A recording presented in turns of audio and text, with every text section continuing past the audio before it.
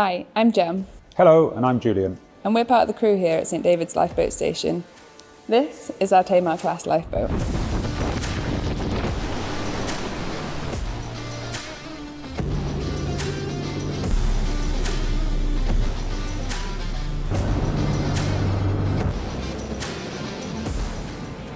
Tamar class lifeboats were first introduced to the RNLI fleet in 2005. They're incredibly versatile, agile, and feature fantastic crew safety innovations.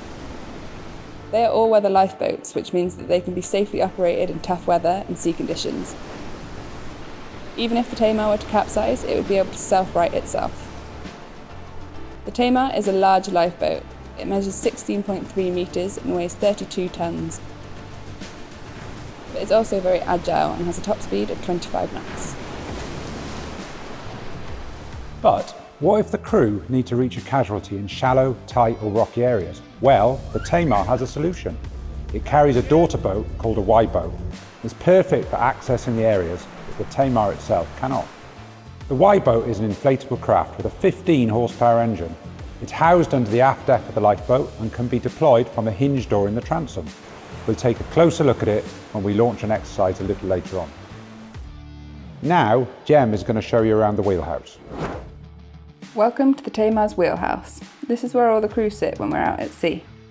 All the seats are designed to be shock absorbing, which makes a huge difference when we're slamming through waves. This is the coxswain seat, up front and central. This is one of the 4 positions you can helm a boat from. Here you have access to everything you need to helm the boat, whilst central in order to keep a watch on your crew. On the port side of the coxswain is the helm seat, another one of the 4 positions you can drive a boat from. On the starboard side of the coxswain seat we have the radar seat. This is where you can keep a lookout for other vessels, hazards or casualties. This is the mechanic seat. From this position they can watch over everything that's going on below, around the engines, and keep an eye on all the technical parts that keep the boat running smoothly. Over here is our navigation seat, where you can access the computer charts or work on the nav table on our paper charts to navigate and guide the Tamar safely. So that's where the crew sit. But what about the people we rescue? In the hull, there's a survivor's cabin. Julian will show you around. So this is the survivor's cabin. Down here, there's belted seating for 10 people. But if needs be, the Tamar can carry many more. It can comfortably carry and still be able to self-right with the lifeboat crew and up to 44 survivors on board. And in a situation where even more people need rescuing, there's plenty of room. In fact, the Tamar can carry up to 118 survivors, plus the crew. It would just lose its self-righting capability for that time. As well as seating for casualties, we've got comprehensive medical equipment, so we can care for them. We've got oxygen, a full resuscitation kit, Entonox for pain relief, 3 different stretchers, and a large first responder bag. Down in the hull, we've also got our engine room, so let's go and have a closer look at that.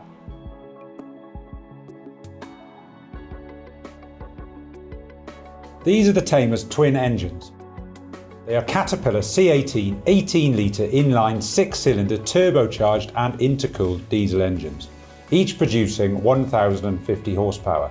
It's just the sort of power you need when you're up against big swells at sea. We get our propulsion from ZF 2000 V-drive gearboxes, shafts and propellers. As well as these twin engines, the Tamar is fitted with a hydraulic-powered bow thruster. This improves manoeuvrability and makes it very agile for its size. The Tamar's propellers and rudders lie in partial tunnels set into the hull. Along with steel-lined main and bilge keels, these provide great protection from damage in shallow water or slipway operations. The fuel tanks are also down here with an impressive 4,600 litre capacity.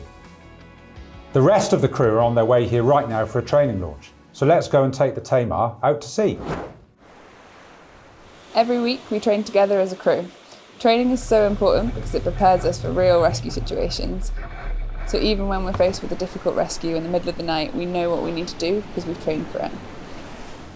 Our Tamar class lifeboat Nora Wortley is kept in our boathouse, launched down the slipway. This is common for a Tamar class lifeboat as they are specially designed to be launched from slipways, but they can also lie afloat in a harbour. We have a fantastic team of shore crew volunteers who make every launch possible. They respond to the pages just like the lifeboat crew.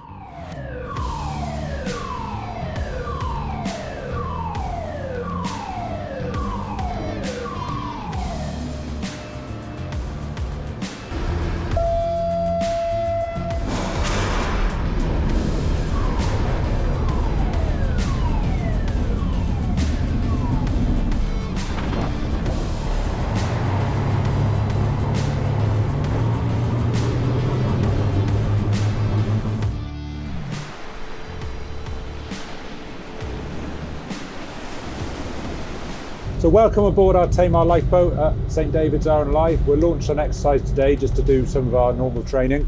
I'm just sat here at the radar seat monitoring our position relative to the coastline and also looking out for any vessel traffic out at sea.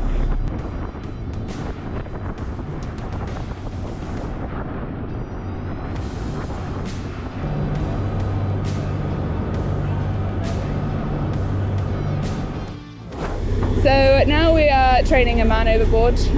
We will be throwing a fender overboard, shouting man overboard, and then keeping a lookout and using that to kind of train how we would rescue a casualty if they're in the water.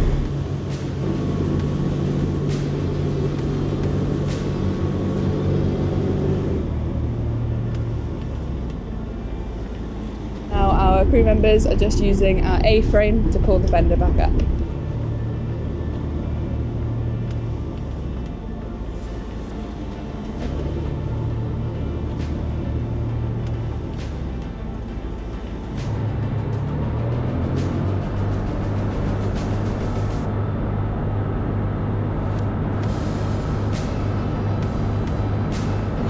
So this is the coxswain seat on the Tamar, where whoever's commanding the boat for the exercise or the shout or the service tasking request would sit. From here they get a good all-round vision of everything ahead, and they've got usually a helm person to one side of them and then another nav position, usually the radar operator, to the right hand side of them. We've got our control sticks, our throttle sticks down here.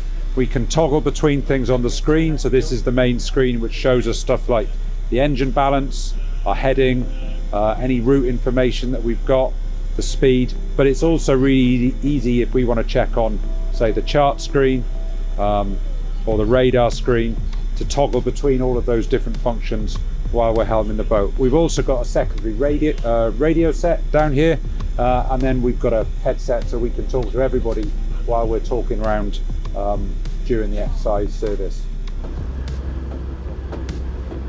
Here on Tamar we have our upper steering position. There's 4 positions that you can drive the Tamar from. This is the only position with an actual steering wheel. We've got the acceleration, we've got access to the bow thrusters and our chart screen here where you can get up the helm screen and anything else you might need. We've got a compass, access to the Coast Guard, the radio, and we can also talk to the boat from this position here.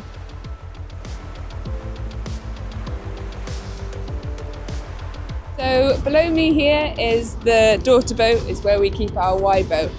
Under the hatches we'll open it up and we'll launch the Y boat for you now.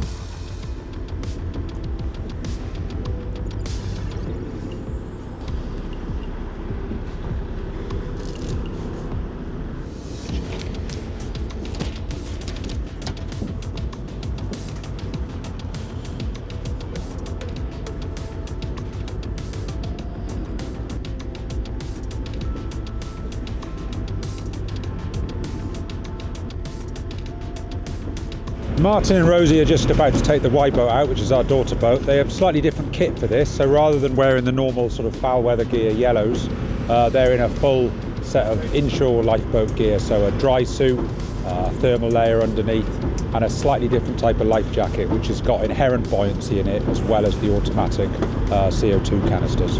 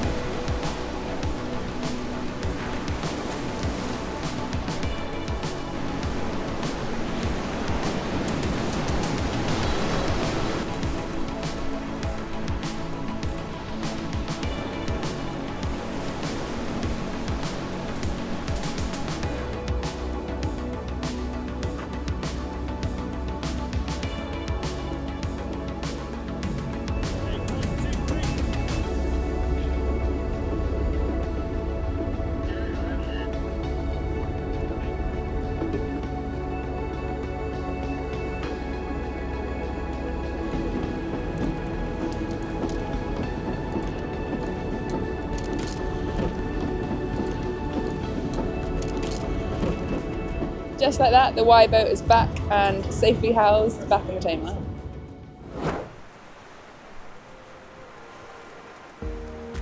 So that's our exercise done for the day. We're just rehousing the boat now back onto the slipway, which is what some of the bumping and juddering is. It's quite a complicated thing getting the Tamar back up the slipway, much easier when we're launching.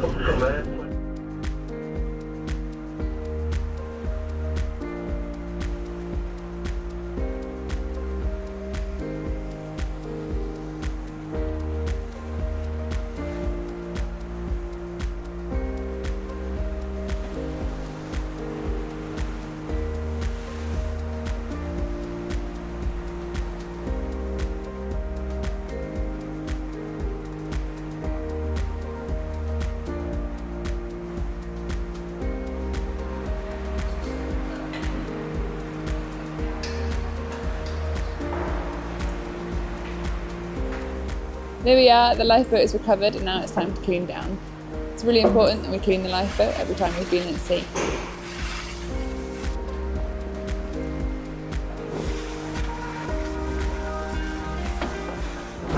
Thank you for watching. I hope you've enjoyed learning more about the Tamar class lifeboat and what a fantastic vessel it is.